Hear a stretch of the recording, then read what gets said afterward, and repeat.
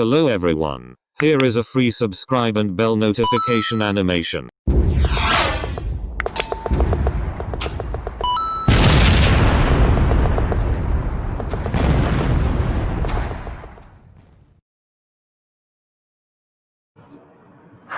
नमस्ते। स्वदेशी आत्मनिर्भर भारत कार्यक्रम में आप सभी का स्वागत है, अभिनंदन है। स्वदेशी आत्मनिर्भर भारत के 65वें पुष्प में आज जिन महानुभाव का मार्गदर्शन मिलने वाला है, आप हैं श्रीमान हरिशंकर सिंह जी।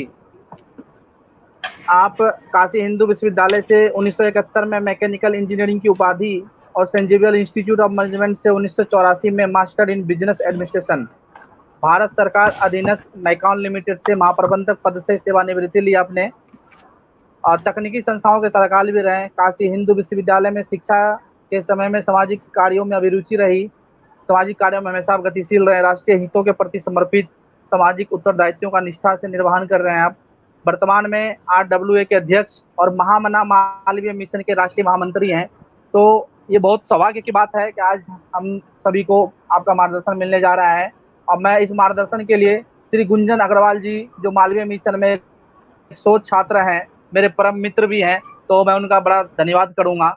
और हमारे साथ डॉक्टर जयप्रकाश दुबे जी भी जुड़े हैं। आप दिल्ली यूनिवर्सिटी में प्रोफेसर हैं और वहाँ पे HOD भी रहे, डीन भी रहे, और अभी वर्तमान में जो आप हैं प्रोफेसर और दिल्ली स्कूल ऑफ जर्नलिज्म, आप वहाँ पे निदेशक के पद पे कार्यरत हैं।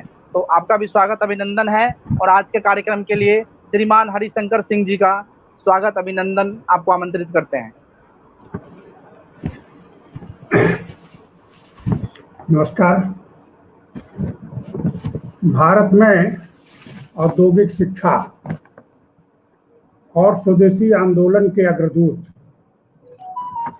भारत रत्न पंडित मदन मोहन मालवीय जी, इस विषय पर मैं अपने विचार व्यक्त करूंगा।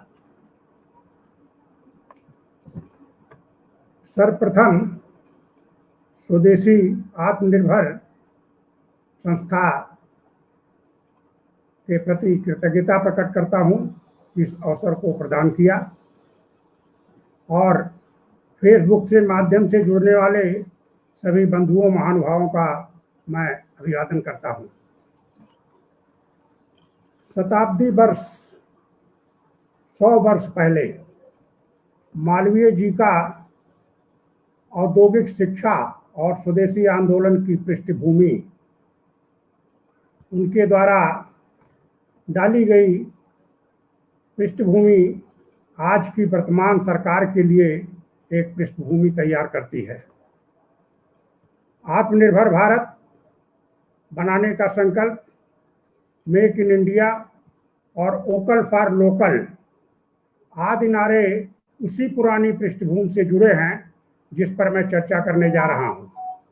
इसलिए ये विषय बड़ा प्रासंगिक है कि महामना जी का औद्योगिक शिक्षा और स्वदेशी आंदोलन के प्रति क्या योगदान था।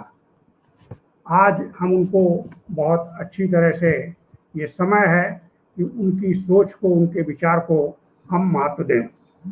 कोई भी देश बिना तकनीकी औद्योगिक शिक्षा के और अपने वस्तुओं के प्रयोग को नकारने से कभी भी उन्नति नहीं कर सकता। जहाँ जहाँ जिन देशों ने अपने यहाँ स्वदेशी वस्तुओं का निर्माण किया और उसका उपयोग किया, प्रमाण है कि वो विकसित देशों की श्रेणी में आ गए, वो सुविधा संपन्न हो गए। हमारी कुछ विडंबना थी, हमारे ऊपर कुछ लोगों का राज्य था, हम जैसा चाहते थे वैसा नहीं कर सके। फिर भी समय समय पर कुछ ऐसे कालजयी महापुरुष जन्म लेते हैं जिनके सानिध्य मात्र से ही पूरा देश नहीं बल्कि संसार ही अनुप्रेरित होता रहा है। और इसी श्रेणी के अग्रगण्य सबसे आगे पंडित मदन मोहन मालवीय जी थे। उनके जो विचार थे, उन्होंने उसी समय ये पहचान लिया था कि अगर भारत का विकास होना है, भारत को आत्मनिर्भर होना है, तो हम स्वदेशी आंदोलन, स्वदेशी पर ज़्यादा ध्यान दें और औद्योगिक शिक्षा का बढ़ावा करें। मालवीय जी सत्यनिष्ठा, परोपकार और धर्म के साक्षात प्रतिमूर्ति थे। इसीलिए उनके विचार में, उनकी सोच में, चाहे जहां जिस भी संस्था से वो जुड़े, राष्ट्रवादी विचारधारा उनकी थी। 4 बार वो कांग्रेस के अध्यक्ष रहे, ब्रिटिशकालीन काउंसिल तथा असेंबली के सदस्य रहे। मालवीय जी इनके सदस्य रहते हुए भी बहुत बड़े राष्ट्रवादी व्यक्तित्व था उनका। उन्होंने जो संकल्प लिया उसे पूरा करके दिखाया। संकल्प, हम जानते हैं कि संकल्प जब लिया जाता है तो उसे पूरा करने के लिए लिया जाता है और इच्छा जो व्यक्त की जाती है वो इच्छा मात्र ही रह जाती है। इसलिए मालवीय जी का जो संकल्प, इतना बड़ा संकल्प होता था कि उसमें उनकी अंदर इतनी दृढ़ इच्छा शक्ति का भाव आता था कि उन्होंने सबसे बड़े विश्वविद्यालय, उसी संकल्प के कारण सबसे बड़े विश्वविद्यालय काशी हिंदू विश्वविद्यालय की नींव रखी, जिसका कीर्ति धवल आज भी वर्तमान है, आज भी बरकरार है। इस तथ्य को मालवीय जी जानते थे कि शिक्षा विकास को संभव ही नहीं बनाती, बल्कि उसे गतिशीलता प्रदान करती है। प्राचीन भारतीय वैभव का कारण ज्ञानार्जन ही था। हमारा प्राचीन बहुत ही वैभवशाली था। तक्षशिला, नालंदा, काशी, कांची, नादिया, वल्लभी और मिथिला विश्वविद्यालयों से प्राप्त शिक्षा भारतीय गौरवशाली परंपरा का द्योतक है। स्वामी विवेकानंद जी ने कहा है कि जिस प्रकार ओस की शुभ्र बूंद अदृश्य और अस्तुत रूप से पृथ्वी पर गिरती है तो फूलों के निखार में वृद्धि करती है, उसी तरह से विश्वविद्यालय को भारतीय मनीषा ने संवारा है, भारतीय विद्वानों ने संवारा है, भारतीय ज्ञानियों ने संवारा है और विश्व चिंतन में एक क्रांति पैदा की है। मालवीय जी की शिक्षा हम सब जानते हैं, BA LLB, किंतु तकनीकी शिक्षा के वो बहुत बड़े समर्थक थे। उन्होंने जो संकल्प लिया था कि भारत को एक उच्च शिक्षा केंद्र के रूप में विकसित किया जाए, उसके करने में काशी हिंदू विश्वविद्यालय के निर्माण से बहुत पहले ये बात आई थी कि अगर हम शिक्षा को नहीं बढ़ाएंगे और विदेशी वस्तुओं का बहिष्कार नहीं करेंगे तो हमारी स्थिति दुखद ही रहेगी।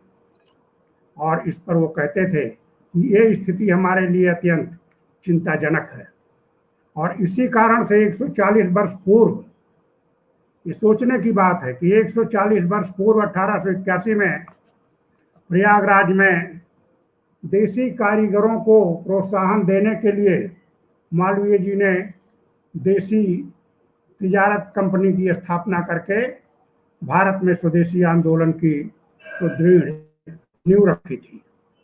और उस स्वदेशी आंदोलन को चलाने के लिए देसी तिजारत कंपनी के उस समय तत्कालीन मित्र, मालवीय जी के तत्कालीन मित्र बाबू राधा कृष्ण गुप्त, बाबू हरदेव प्रसाद इसके मैनेजिंग डायरेक्टर बनाए गए थे।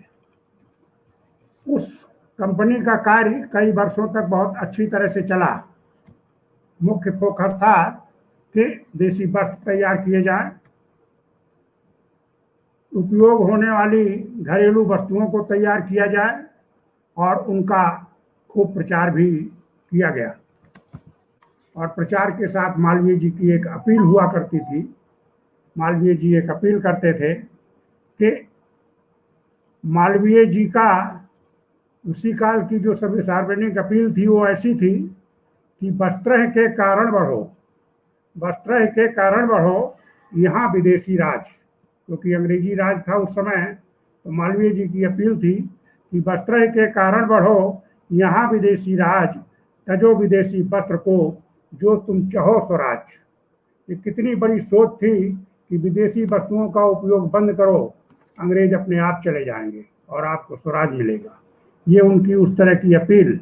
आज भी जब हम विदेशी वस्तुओं पर ध्यान देते हैं, विदेश से बने हुई तकनीकी चीज़ों पर ध्यान देते हैं, तो लगता है कि हमें अभी और विकास होने में समय लग रहा है। मालवीय जी का जो स्वदेशी का व्रत था, वो कष्ट उठा करके भी विदेशी वस्तुओं की वो अपेक्षा करते थे। एक समय की बात है कि मध्य हिंदू समाज की एक बैठक हुई थी, जिसमें मालवीय जी ने स्वदेशी वस्तुओं पर एक बहुत बड़ा मर्मस्पर्शी व्याख्यान दिया था, जिसमें उन्होंने देश की गरीबी, देश के उद्योग धंधों की स्थिति, दुर्दशा और भारत में विदेशी व्यापारियों के प्रवेश पर ऐसा व्याख्यान का था कि उसी समय मालवीय जी के विचारधारा, स्वदेशी विचारधारा के बहुत लोग पुजारी बन गए थे। अपने प्रयाग के काल में मालवीय जी स्वदेशी का प्रचार जिस समय कर रहे थे, उसी समय 1905 में बंगाल विभाजन के बाद जो स्वदेशी के प्रति चेतना जगी थी, विदेशी कपड़ों की होलियां जलाई गई। मालवीय जी के प्रयास से काशी में इंडियन इंडस्ट्रियल कॉन्फ्रेंस का आयोजन हुआ। बड़ी पुरानी बातें हैं, लेकिन आज के लिए वो बातें बहुत बड़ा आधार कायम करती हैं। बहुत बड़ा आधार है कि उस समय में मालवीय जी ने भारतीय व्यवसायिक सम्मेलन का आयोजन, जो आज फिक्की और बड़े अनेक संस्थाएं करते हैं, मालवीय जी अपने बल से, अपनी सोच से, अपने बौद्धिक ताकत से उस समय भारतीय व्यवसायिक सम्मेलन, तकनीकी, एक नॉन तकनीकी विषयों पर सम्मेलन आयोजित करना और अपने दृष्टिकोण को स्पष्ट रख देना बहुत बड़ी सराहनीय बात है। जब संयुक्त प्रांतीय इंडस्ट्रियल कॉन्फ्रेंस की आयोजना करने लगे तो इसका काफ़ी प्रचार हुआ और उसी समय उन्होंने एक इंडस्ट्रियल कमेटी भी बनाई, जिसका काम था कि ये देखा जाए भारत में इंडस्ट्री का विकास कैसे हो और कैसे किया जाए। उन्होंने कहा था, भारत और निर्धनता वैसे ही हैं जैसे सोने के ढेर के बीच में भुखमरी तक पहुंचा हुआ राजा मिडास हो। सब संपन्नता थी, हम हर तरह से संपन्न थे, गरीबी, भूखमरी और अकाल हमारी पहचान बन गई थी। आज कोरोना काल में मृत्यु हो रही है, लेकिन उन अकाल को याद करिए जिस समय लोग एक दिन में ही हजारों मर जाते थे अकाल के कारण, क्योंकि हमारी गरीबी थी। मालवीय जी का ये दृढ़ विश्वास था और वो ये कहते थे कि एक बहुत बड़ा विरोधाभास है कि भारत में अकूत संपदा के रहते हुए भी भारत भूखा रह रहा है। मालवीय जी का ये दृढ़ विश्वास कि भारत की विपन्नता का कारण ये नहीं है कि यहाँ प्राकृतिक संसाधन नहीं है, बल्कि कारण ये है कि व्यावसायिक शिक्षा, औद्योगिक शिक्षा, तकनीकी शिक्षा का अभाव है।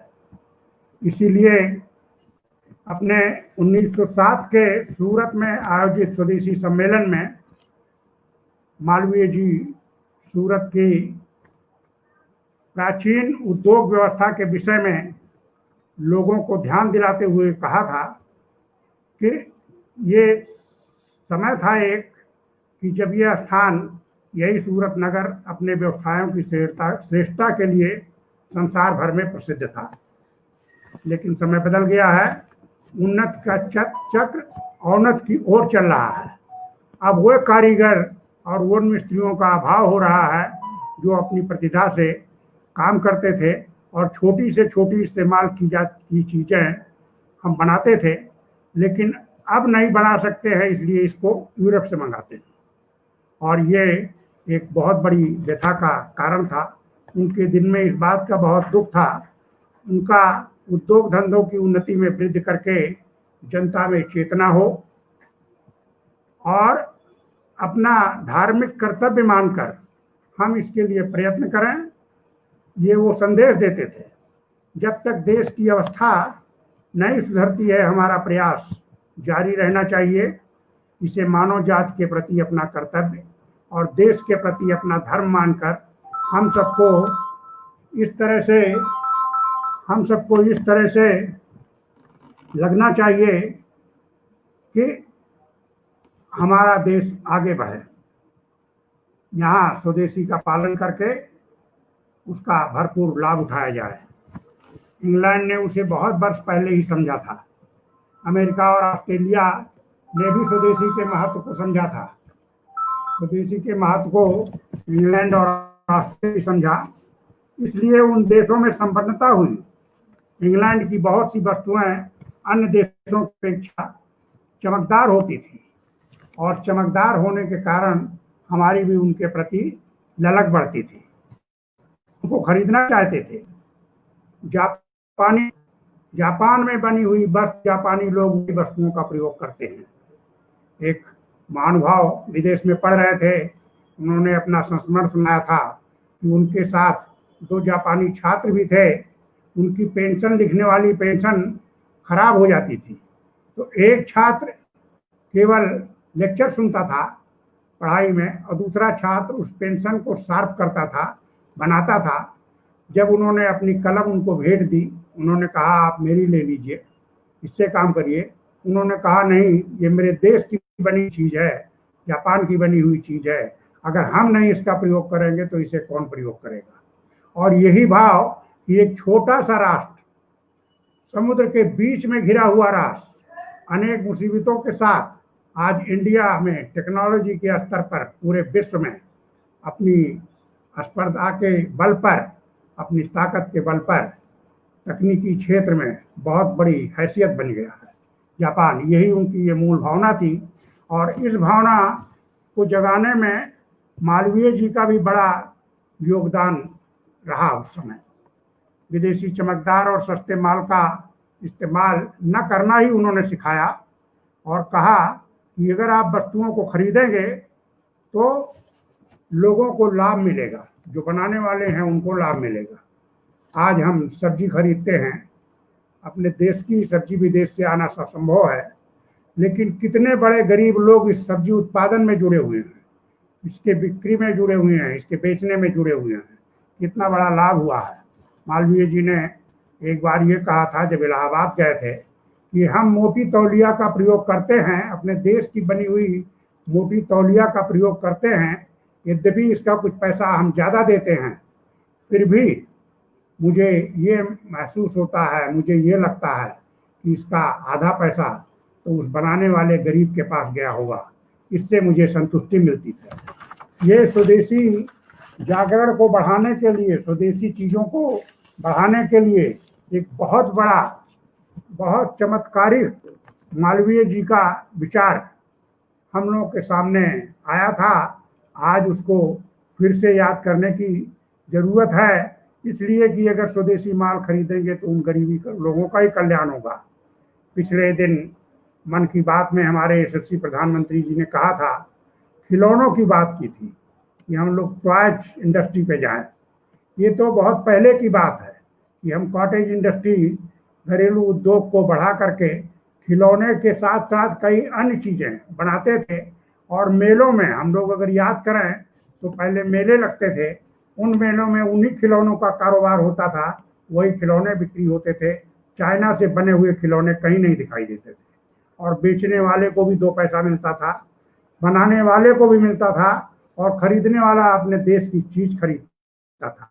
तो अब मैं इस बात पर चर्चा करूंगा कि शिक्षा के लिए स्वदेशी चीजों को उत्पादन और उनके उपयोग का बढ़ावा के लिए मालवीय जी ने जो किया, उसके बाद औद्योगिक शिक्षा और उसके साथ साथ औद्योगिक शिक्षा के साथ साथ हमारी कैसे व्यवहारिक शिक्षा हो, उस पर उन्होंने क्या विचारधारा रखी।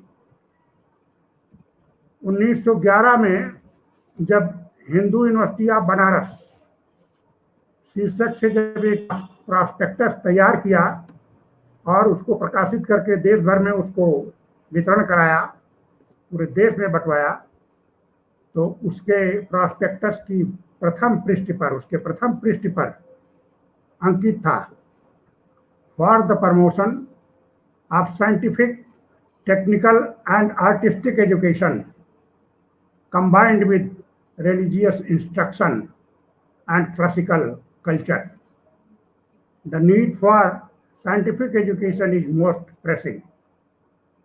ये उस समय सोच, प्रॉस्पेक्टस, बीएचयू की स्थापना नहीं हुई थी, लेकिन केवल ये सोच मात्र कितने बड़ा उत्प्रेरणा का काम करती है कि for the of scientific, technical and artistic education along with religious instruction, हमारी धार्मिक मर्यादाएं क्या हैं, हमारी धार्मिक अपेक्षाएं क्या हैं, उनका भी साथ साथ शिक्षा और हमारा पुराना प्राचीन संस्कार, कल्चर, हमारी मान्यताएं, ये उनका जोड़ था और उसके प्रथम पृष्ठ पे लिखा हुआ था। इस प्रॉस्पेक्टस में स्पष्ट रूप से लिख दिया था कि भारत अपनी समृद्धि तब तक नहीं प्राप्त कर सकता है जब तक आधुनिक विज्ञानों का अध्ययन और उनका व्यवहारिक प्रयोग देश में न प्रचारित किया जाए। उनको बहुत ही आवश्यक था कि तकनीकी शिक्षा से इसी प्रकार के वास्तविक विकास की आशा हम तब तक नहीं कर सकते हैं जब तक देश में सुव्यवस्थित ढंग से कम एक बहुआयामी संस्थान की स्थापना न की जाए। Multi faceted university, multi faculties university, जो काशी हिंदू विश्वविद्यालय के रूप में दिखाई देती है। हम लोगों को सौभाग्य मिला था, जो मालवीय जी की इच्छा थी कि वहाँ पर जो प्रारंभ किया, कोर्स के रूप में जो प्रारंभ किया, मैं उन बातों पे उम्मीद करूँगा कि मालवीय जी चाहते थे कि उद्योगों में नितांत संसाधनों का प्रयोग हो, उद्योगों की स्थापना की जाए और इसका होने वाला लाभांश देश को जाए, जिससे देश का विकास हो। जो काशी विश्वविद्यालय में इस तरह की शिक्षा का व्यवहार, तकनीकी कलाओं का सैद्धांतिक और व्यवहारिक प्रशिक्षण जो प्रदान करने के लिए उन्होंने मूलभूत ढांचा बीएचयू में बनाया, मेरा इंजीनियरिंग पढ़ने का सौभाग्य और कुछ ज्ञान अर्जन का, आज के तो बहुत से कॉलेज हैं जहाँ पर कोई वर्कशॉप नहीं है, कोई कार्यशाला नहीं है, लेकिन वहाँ पे उन बच्चों को उस समय कारपेंटरी का काम अपने हाथ से कर लेते थे, जिसको हम लोहार का काम कहते हैं। वो हम लोग खुद लोहा गर्म करके और चिजल बनाते थे, ठोक पीट कर चिजल बनाते थे। ये उस समय इंजीनियरिंग की पढ़ाई में शामिल था कि इन चीज़ों का ये किया जाए। तो प्रथम विश्व युद्ध के समय में जब ये रूपरेखा मालवीय जी ने अपने उस प्रॉस्पेक्टस में सोची, तो 1916 को भारत के उद्योग और व्यवसाय की जांच के लिए उस समय जब एक इंडियन इंडस्ट्रीज कमीशन एक आया था, उसमें इंडस्ट्रियल का कमीशन आया था, जिसमें भारतीय गैर सरकारी जनता की ओर से मालवीय जी भी सदस्य बनाए गए थे। उस कमीशन की रिपोर्ट को मालवीय जी ने जब देखा था तो उन्हें बहुत वेदना हुई थी, बहुत तकलीफ हुई थी, क्योंकि वो ऐसा था कि भारत के हित में नहीं, वो इंग्लैंड के हित में था। कच्चा माल भारत से जाना प्रारंभ हो गया था, उत्पादन वहाँ होना था, वहाँ के इंडस्ट्री का विकास होना था।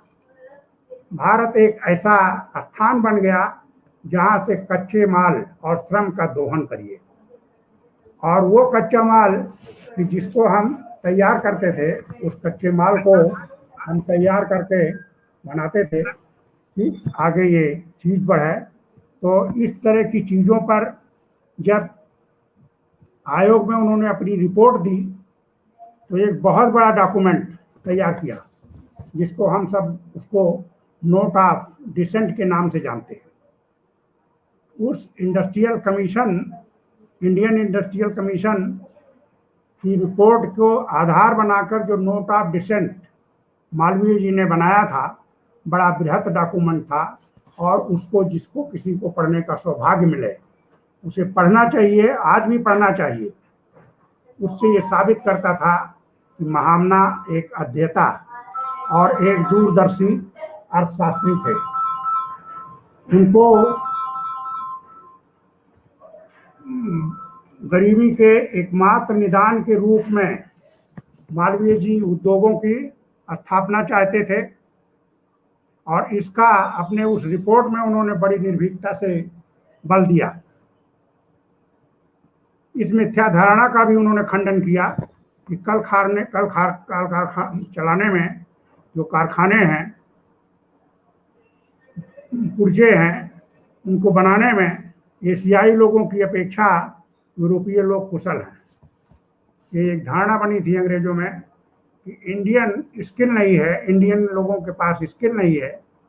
ये स्किल बढ़ाने का ही काम मालवीय जी का एक संकल्प रहा और वो ये कहते थे, अंग्रेज कहते थे कि इनके पास इतनी स्किल नहीं है, इस कारण इनका उत्पादन नहीं हो सकता है। लेकिन परोक्ष रूप से वो अपने देश का विकास चाहते थे और भारत को केवल जो पहले सोने की चिड़िया कहा जाता था, हर चीज़ों से हम समर्थ थे, वो उसे कृषि प्रधान देश बनाने में अंग्रेजों ने कोई कसर नहीं छोड़ी। उन्होंने प्रयास किया कि भारत पुनः कृषि प्रधान देश बन जाए। बिना औद्योगिक विकास के कोई भी देश आगे नहीं हो सकता है। तो मालवीय जी का ये नोट बहुत बड़ा नोट होता है और उन्होंने उन सभी बातों का खंडन किया जिन बातों को उन्होंने लिखा। और मालवीय जी उस नोट ऑफ डिसेंट को इस तरह से, जो प्रारंभिक अध्याय उसके थे, उसमें उन्होंने साफ साफ लिखा कि भारत की भौतिक, बौद्धिक और औद्योगिक श्रेष्ठता को विस्तार से समझा जाए। सूती और रेशमी वस्त्रोद्योग, कपड़े बनाने के लोहा और इस्पात, सीसा और हीरक, चीनी और हस्तशिल्प के उद्योगों के क्षेत्रों में भारत की ऐतिहासिक उपलब्धियां बनाए। इसको उन्होंने बखूबी रेखांकित किया था। उन्होंने बताया कि भारत के व्यापारिक विकास और संपन्नता के कारण ही ईस्ट इंडिया कंपनी सहित अनेक विदेशी व्यापारी भारत की ओर उस समय आकर्षित हुए थे। एक कारण ये भी लिखा, यही कारण था, यही ख्याति जान करके भारत की संपदा, भारत का कौशल समझ करके ईस्ट इंडिया ऐसी कंपनी भारत की तरफ आकर्षित हुई। और परिणाम क्या हुआ हम सभी जानते हैं। उस समय जब आई, उसके बाद क्या हुआ हम सब जानते हैं।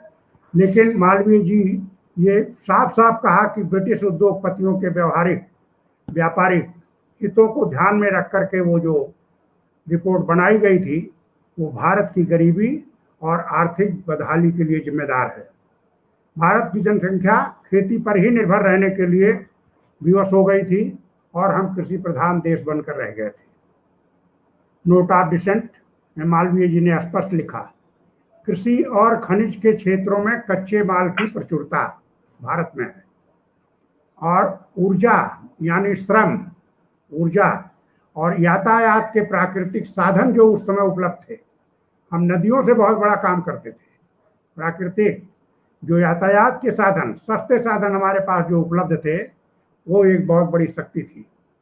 देसी उद्योगों द्वारा उत्पादित माल की खपत के लिए हमारी जनसंख्या बहुत बड़ी जनसंख्या थी, जिससे हमारे यहाँ जो चीज़ें बनाई जाएंगी उनका सभी खपत हो जाएगी। तो औद्योगिक विकास के लिए मालवीय जी ने सुझाव दिया कि प्रत्येक छोटे शहर में तकनीकी स्कूल बढ़ाएं, बड़े शहरों में महाविद्यालय बनाए जाएं, महानगरों में विश्वविद्यालय बनाए जाएं और हम इसकी शीघ्र व्यवस्था करें। आज की सरकार इस दिशा में ध्यान दे रही है। जब ये बात हो रही है कि हम तकनीकी क्षेत्रों में कई जगह इसका विस्तार करें, तो ये वही उस समय की पृष्ठभूमि है जो मालवीय जी ने अपने उस नोट ऑफ डिसेंट में लिखा था। ये स्पष्ट लिखा था कि किन किन स्तरों में तकनीकी विद्यालयों का निर्माण किया जाए। मालवीय जी का कहना था कि भारतीय उद्योगों पर विचार करते समय हमें भारतीय हितों के सदैव प्राथमिकता देना अनिवार्य है, प्राथमिकता देना होगा, जो आज की सरकार का भी कर्तव्य है। क्योंकि जिस समय उन्होंने ये बात कही थी, वही बात आज भी लागू होती है। आज भी बेरोजगारी है, और गरीबी है, लोगों को काम चाहिए, लोगों को व्यवस्था चाहिए। तो मालवीय जी का ये 13 आशय, मतलब 3 तरह का ये आशय कि उद्योगों में स्थानीय संसाधनों का प्रयोग किया जाए, उद्योगों की स्थापना की जाए और इसमें होने वाला लाभांश देश में ही जाए। पहले तो अंग्रेज अपने यहाँ भेज देते थे, लेकिन जो भी प्राप्ति होती है हमारे देश में हो, हमारे देश का आर्थिक विकास होगा। मालवीय जी हम सभी परिचित हैं कि मालवीय जी की जो प्रतिभा थी, अद्भुत प्रतिभा के धनी, धवल वस्त्र, उनके जीवन का और वैसे ही आचरण। हम लोग महामना मालवीय मिशन का मैं राष्ट्रीय महामंत्री हूँ। मैं उसी विचारों से, उनके धवल वस्त्र और विचारों से इतना प्रभावित हुआ कि इंजीनियरिंग करने के बाद भी मैं पाश्चात्य सभ्यता से बड़ा दूर रहने का प्रयास किया और तन समर्पित, मन समर्पित और ये जीवन समर्पित का ये भाव मेरे मन में आया कि जब ऐसे महापुरुष हमारे बीच में रहे और जिनसे हमें ऐसा निर्देश, ऐसा आदर्श मिला, उनके जीवन आदर्श, उनके जीवन मूल्य, तो उनके विश्वविद्यालय में विदेशी भी पढ़ेंगे, उनके विश्वविद्यालय में साउथ इंडिया से वाइस चांसलर लाए जाएंगे। डॉक्टर राधाकृष्णन को वो बुला कर लाए थे, कलकत्ता गए थे, उनसे अनुरोध किया था। कारण क्या था कि वो पूर्वांचल में स्थित काशी हिंदू विश्वविद्यालय हम लोगों के लिए अंग्रेजी के मामले में एक अजूबा स्थान होता, लेकिन जो वातावरण बनाया गया तकनीकी शिक्षा के लिए अंग्रेजी की भी आवश्यक, थोड़ा सा ज्ञान नहीं अगर होता है तो हम दूसरे लोगों की तकनीकी नॉलेज को दूसरे माध्यम से जानना मुश्किल है, क्योंकि हिंदी का उस समय इतना प्रचार भी नहीं था। लेकिन ये भाव उसी समय समझ में आता है कि वह क्यों साउथ से लेकर के स्टाफ लाते थे और विश्वविद्यालय में रखते थे, कि जिससे विश्वविद्यालय का समग्र, चौमुखी और जिसको हम बोलते हैं मल्टीनेशनल, मतलब कि पूरे देश का, हमारे भारत का एक ऐसा केंद्र बिंदु बने कि जहाँ सभी प्रदेश के बच्चे पढ़ते हैं। और मुझे जब मैं पढ़ रहा था तो मुझे याद आता है कि वास्तव में सब प्रदेश के बच्चे पढ़ते थे और सबसे खूबी ये थी कि कोई भेदभाव नहीं था। नॉर्थ ईस्ट के भी बच्चे, सुदूर साउथ के भी बच्चे, जम्मू कश्मीर के बच्चे और मुस्लिम बच्चे भी, इस तरह की वातावरण था, इस तरह का कि जो भाव होना चाहिए देश के लिए, देश हित के लिए, उस समय वो वातावरण वहाँ तैयार हुआ था। और उस तैयार होने का लाभ मिला कि हम लोग समाज में स्थापित होने के लिए एक स्थान आए, क्योंकि वो जब अपने उस समय में उनके अंदर जब इतने गुण थे कि अंग्रेजों की प्रांतीय काउंसिल जो थी, इंपीरियल लेजिस्लेटिव काउंसिल थी और लेजिस्लेटिव असेंबली, इन सबके सदस्य बनाए जाते थे। आज मारपीट होती है लोगों को पार्लियामेंट में जाने के लिए, और मालवीय जी को लेकर के उन समय अंग्रेजों की असेंबली में सदस्य बनाते थे और उस असेंबली में भी मालवीय जी अपने निर्भीक विचार, बहुत स्पष्ट विचार, चाहे वो जलियांवाला बाग की घटना हो और चाहे कोई अन्य बातें हों, उन पर इस तरह से मालवीय जी निर्भीकता से उस असेंबली में भाषण रखते थे कि अंग्रेजों को एक बार सोचने के लिए मजबूर होना पड़ता था। औद्योगिक शिक्षा के बारे में इस तरह बढ़ावा देने के लिए हम सभी जानते हैं कि विश्वेश्वरैया जी एक महान इंजीनियर थे, बहुत बड़े इंजीनियर थे। उन्होंने इंडस्ट्रियल कमीशन के प्रतिवेदन पर मालवीय जी द्वारा लिखी गई टिप्पणी पर अपने विचार व्यक्त किए थे। उस टिप्पणी में उन्होंने संकेत किया है किस प्रकार अतिभाव में और उपेक्षा के कारण भारतीय उद्योगों को धक्का लगा और भारत के आधुनिक आर्थिक विकास के लिए उद्योगों को प्रोत्साहित करना महत्वपूर्ण हो जाता है, जी का मत था। और मालवीय जी के उस नोट को पढ़कर इंडस्ट्रियल कमीशन की रिपोर्ट मालवीय जी ने अपनी असहमति पर 1918 में लिखी, किंतु कोई रिपोर्ट कार्रवाई नहीं आई। तो मालवीय जी उस समय विश्वविद्यालय की स्थापना कर चुके थे, काशी की स्थापना कर चुके थे, और ये उन्होंने स्वयं लिया तकनीकी शिक्षा का हम बढ़ावा करेंगे। तकनीकी शिक्षा का सूत्र उन्होंने अपने हाथ में लिया। काशी हिंदू विश्वविद्यालय में उन्होंने प्रारंभ कर दिया। 1919 में इंजीनियरिंग कॉलेज, जिसे बनारस इंजीनियरिंग कॉलेज के नाम से जानते थे, शॉर्ट में बैंको कहते थे, मुझे बैंकों में ही पढ़ने का सौभाग्य प्राप्त हुआ। वो शुरुआती इंजीनियरिंग कॉलेज जिसे आज IIT कहते हैं, तो उस इंजीनियरिंग कॉलेज में, और 1923 में college of mining and metallurgy सब मिलाकर IIT आज बना है। किंतु वो उस समय मालवीय जी की महामना की सोच और उसका इस तरह से, उस समय भी जब इस कॉलेज की स्थापना किया तो बंगाल के सुपुर इंजीनियरिंग कॉलेज, वो भी पुराना कॉलेज था, वहाँ पे एक प्रोफेसर CA किंग होते थे। मालवीय जी को बहलाने फुसलाने की कला बहुत आती थी। राधा कृष्णन जी को भी बहला फुसला के हिलाए थे। किंग साहब को भी अंग्रेजी बोलकर फुसला के लाए थे।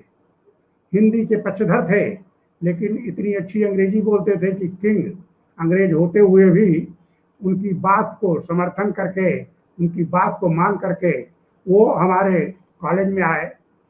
इंजीनियरिंग कॉलेज में उन्होंने ज्वाइन कर लिया, और ज्वाइन किया तो ज्वाइन इसलिए किया कि वह अपने सदरलैंड के टेक्निकल कॉलेज में मैकेनिकल सिविल स्ट्रक्चर इंजीनियरिंग की तरह एक तरह का विकास कर सकें और इसको आगे बढ़ाएं। उन दिनों की बात है कि मैसूर के महाराजा विश्वविद्यालय के प्रथम कुलाधिपति हुए थे। प्रथम कुलाधिपति, ये सामान्य ज्ञान भी बढ़ाता है।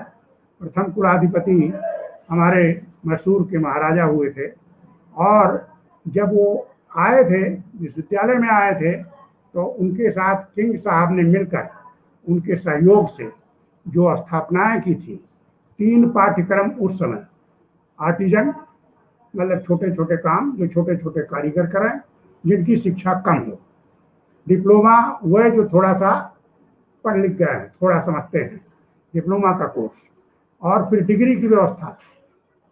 डिग्री की व्यवस्था इस तरह से थी कि जो छात्र विज्ञान, भौतिकी, रसायन शास्त्र और गणित विषय से इंटर करते थे उन्हें प्रवेश मिलता था, और 5 साल का वो इंटीग्रेटेड कोर्स बनाया गया, जिसमें हम लोहा भी पीटते थे, हम लकड़ी पे रंदा भी चलाते थे, और हम बिजली के कनेक्शन जोड़ करके उस समय लेबोरेटरी में सीखते थे, जो आज के बच्चों को इंजीनियरिंग कॉलेज में वो सब सौभाग्य बहुत कम है।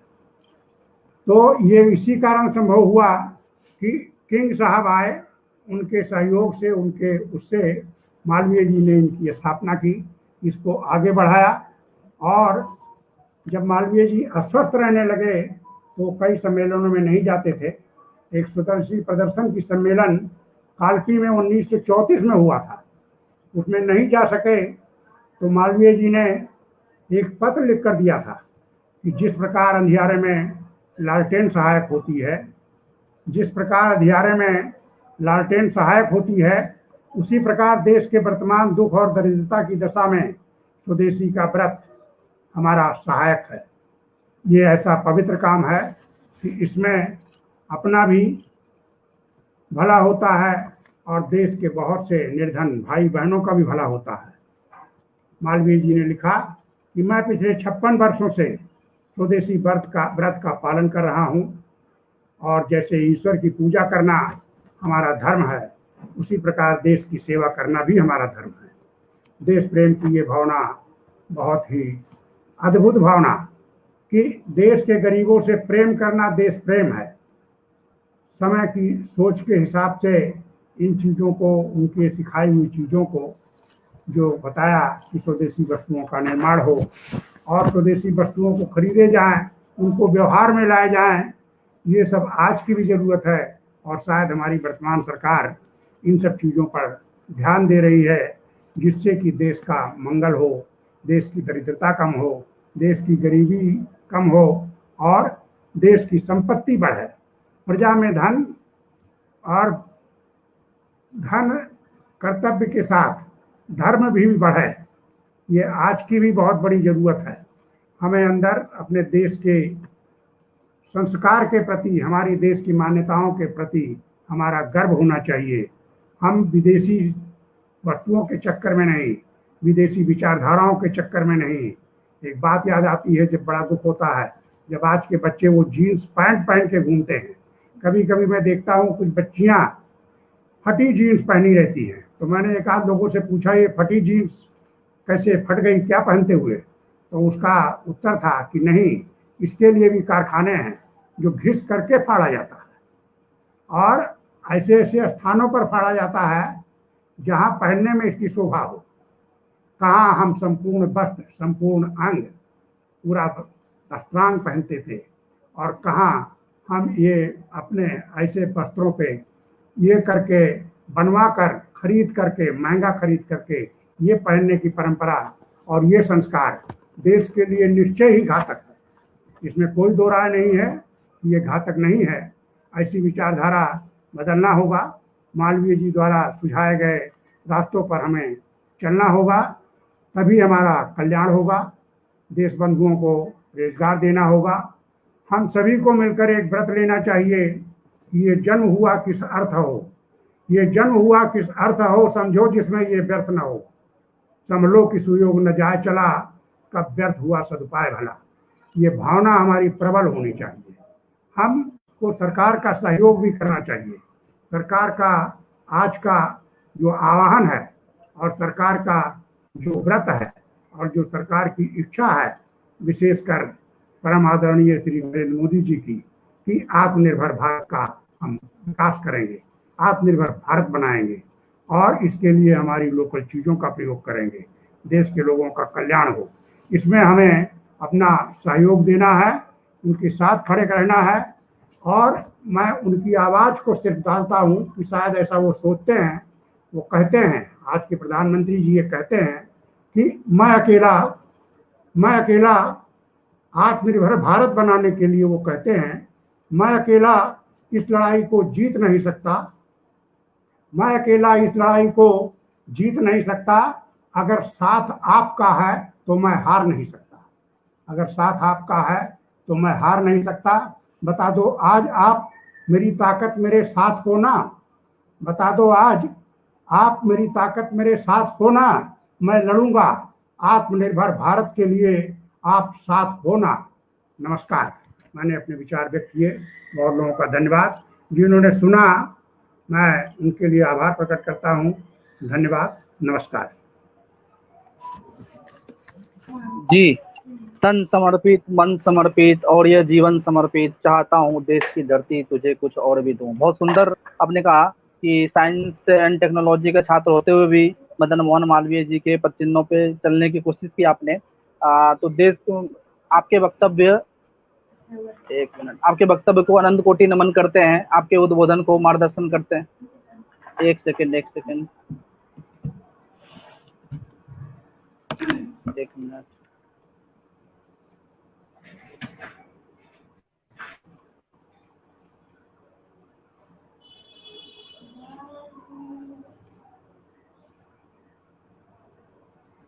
कुछ तकनीकी समस्या थी जिसकी वजह से बात नहीं हो पाई। आपके वक्तव्य को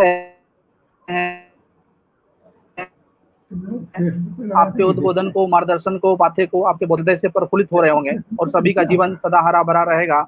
जिनका इतना सुंदर हो, इतना सुंदर चिंतन हो, इतना व्यापक चिंतन हो, पंडित महामना मदन मोहन मालवीय जी के बताए मार्ग पर जो श्रीमान जी के माध्यम से सुनने को मिला, अगर हम उसे अपने जीवन में उतारेंगे तो निश्चित ही अपने आप को भी मजबूत कर पाएंगे और समाज भी मजबूत होगा। और स्वदेशी, और जो श्रीमान नरेंद्र मोदी जी अपने जो यशस्वी प्रधानमंत्री जी हैं, उनका जो उद्देश्य है कि भारत आत्मनिर्भर बने, तो भी सपना पूरा होगा। तो कहीं तो बोला जाता है कि तन स्वदेशी, मन स्वदेशी और मर जाए तो कफन स्वदेशी, मतलब स्वदेशी वस्तु, जैसे बताया श्रीमान हरिशंकर सिंह जी ने कि पंडित महामना मदन मोहन मालवीय जी स्वदेशी चीजों को लेकर के काफी अग्रसर थे। तो इतने सुंदर व्याख्यान के लिए मैं परम मित्र श्री गुंजन अग्रवाल जी का धन्यवाद करूंगा, जो हमारे परम मित्र हैं और पंडित महामना मदन मोहन मालवीय में मिशन में कार्य करते हैं, शोध छात्र हैं। तो आज हमारे डॉक्टर जयप्रकाश दुबे जी, एक लोगों ने लिखा है कि श्रीमान जी का एक बार परिचय फिर से हो जाए, क्योंकि मुझे लगता है ज्यादा लोग स्टार्टिंग में नहीं जुड़े हुए थे। तो मैं एक बार श्रीमान जी का परिचय करा देता हूँ आप लोगों को। आप है श्रीमान हरिशंकर जी सिंह जी, काशी हिंदू विश्वविद्यालय से 1971 में मैकेनिकल इंजीनियरिंग की उपाधि और Saint Xavier Institute of Management से 1984 में master in business administration, Bharat सरकार अधीनस्थ मैकान लिमिटेड से महाप्रबंधक पद से सेवानिवृत्ति ली आपने। तकनीकी संस्थाओं के सलाहकार, काशी हिंदू विश्वविद्यालय में शिक्षा के समय में सामाजिक कार्यों में अभिरुचि, राष्ट्रीय हितों के प्रति समर्पित, सामाजिक उत्तरदायित्वों का निष्ठा से निर्वहन। वर्तमान में RWA के अध्यक्ष और महामना मालवीय मिशन के राष्ट्रीय महामंत्री हैं आप। और आपने जिक्र किया कि पहले इंजीनियरिंग कॉलेज बहुत कम हुआ करता था और आपको उस इंजीनियरिंग कॉलेज में पढ़ने का मौका मिला। ये आज के डेट में पता नहीं बहुत सारे कॉलेजेस हैं, मतलब मुझे लगता है उत्तर प्रदेश में 700-800 कॉलेज है जिसमें कि प्रैक्टिकल की कोई व्यवस्था नहीं है। और सबसे बड़ी बात है कि आप जैसे व्यक्तियों के साथ इतना मतलब अच्छी सुंदर व्याख्यान सुनने को मिला। हमारे साथ में डॉक्टर जयप्रकाश दुबे जी भी हैं। डॉक्टर जयप्रकाश दुबे जी, आप दिल्ली यूनिवर्सिटी में प्रोफेसर हैं और अब पूर्व में आप HOD डीन रहे हैं और अभी वर्तमान में आप डायरेक्टर भी हैं, दिल्ली स्कूल ऑफ जर्नलिज्म के डायरेक्टर हैं आप। अब मैं श्रीमान डॉक्टर जयप्रकाश दुबे जी को आमंत्रित करूंगा धन्यवाद ज्ञापन के लिए। आपका स्वागत है, अभिनंदन है श्रीमान जी। जी नमस्कार सभी को। धन्यवाद मनीष जी। स्वदेशी आत्मनिर्भर भारत के बैनर के तहत जो 65वां पुष्प का कार्यक्रम था आज आपका, उसमें श्री हरिशंकर जी का जो उद्बोधन था, कुछ ऐसी चीजों के आधार से शुरू हुआ जो शायद जिससे हम अनभिज्ञ थे। जैसे जैसे उद्बोधन आगे बढ़ता चला गया, हमें बहुत सारी चीजें समझ में आने लगी। हरिशंकर जी ने जिस तरीके से महामना पंडित मदन मोहन मालवीय जी के जीवन की शुरुआती प्रयासों को इंगित करते हुए एक विशाल एजुकेशनल इंस्टीट्यूशन बनाने की प्रक्रिया को रखा और उसमें टेक्नोलॉजी और इंडस्ट्री के महत्व को जिस तरीके से उन्होंने उजागर किया, उसके ऐतिहासिक पृष्ठभूमि भी दिखी, उनकी दार्शनिक पृष्ठभूमि भी दिखी और जो भारत की संस्कृति से जुड़ी हुई चीजें थी वो भी दिखी। जब वो कहते हैं कि उन्होंने 19वीं सदी के आखिरी दौर में जब उन्होंने खुद प्रण करना शुरू कर दिया कि हम जो कुछ भी करेंगे वो स्वदेशी करेंगे, जो कपड़े पहनेंगे स्वदेशी पहनेंगे, तो एक ऐसी बुनियादी सोच थी जिस पर कोई बड़ी समझ लोगों के पास उपलब्ध नहीं थी।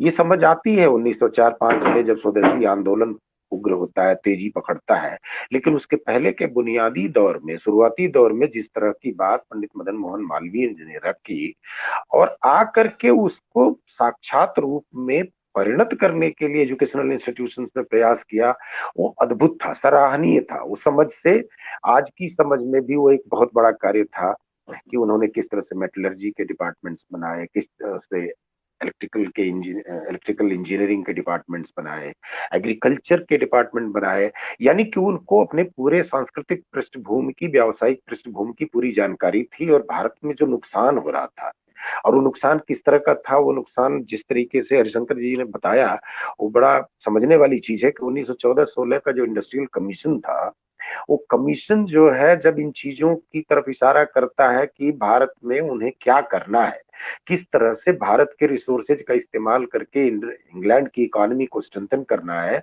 और वहां से प्रोडक्ट लेकर के आना है, और उस पर जो उनकी प्रतिक्रिया आती है, वो प्रतिक्रिया बहुत समझने की चीज है। जब वो कहते हैं कि इसकी निंदा करते हैं, वो इसका घोर विरोध करते हैं। और आज शायद जिस तरीके से नई एजुकेशन पॉलिसी में जिन चीजों का समावेश किया गया है, वो कहीं न कहीं उन सारी चीजों को लेकर के आता हुआ दिखाई दे रहा है। तो हरिशंकर जी का यह प्रेजेंटेशन कई मामलों में अद्भुत था और सबसे बड़ी बात यह है कि जितने प्रतिभागी थे, सब में गुंजन जी, देवेंद्र जी, सिद्धार्थ जी, मुकेश जी, प्रमोद जी, इस सारे के सारे लोग जो है इतना ध्यान से सुन रहे थे कि हर वक्त उनकी टीका टिप्पणी सामने आ रही थी। यह किसी भी स्पीकर के लिए पूरे संवाद के दरमियान लोगों को जागृत रखना, उस पर प्रतिक्रिया बनाए रखना एक बड़ी सहज सी बात नहीं होती है, लेकिन जितनी सहजता से उन्होंने किया उसके लिए हम लोग गौरवान्वित महसूस कर रहे हैं। और मनीष जी, आपका धन्यवाद करते हैं कि आप इस तरह के लोगों को ढूंढ करके ले आते हैं जो हमें अपने से अपने आप को जोड़ने का एक मौका देते हैं। हमें गर्व महसूस होता है कि शायद भारत में विकास का, भारत में व्यवसाय का, ट्रेड का, प्रोडक्शन का इतना गौरवान्वित परिदृश्य रहा है कि लोग जो है पंडित मदन मोहन मालवीय चिल्ला चिल्ला करके इस बातों को रखते थे कि इसको हमें वापस ले आना चाहिए, और उन्होंने आर्टिजन्स की ट्रेनिंग की व्यवस्था की। जिस तरह से उन्होंने व्यवस्थाएं की कि इंजीनियरिंग कॉलेजेस में वो क्या कराते थे, और जिस तरह के लोग वहां से पढ़ के निकले हैं, हरिशंकर जी जैसे लोग जो स्वदेशी के मार्गदर्शन में आगे बढ़ते चले जा रहे हैं, इस उम्र में भी स्वदेशी से किसी तरह का समझौता करने को तैयार नहीं है। धन्य है, बहुत बढ़िया, अद्भुत उद्बोधन था, और हम सब लोग इसके लाभान्वित हैं। और मनीष जी आपके ऋणी हैं कि आप इस तरह का कार्यक्रम कराते रहिए। धन्यवाद। बहुत बहुत धन्यवाद, सभी का धन्यवाद।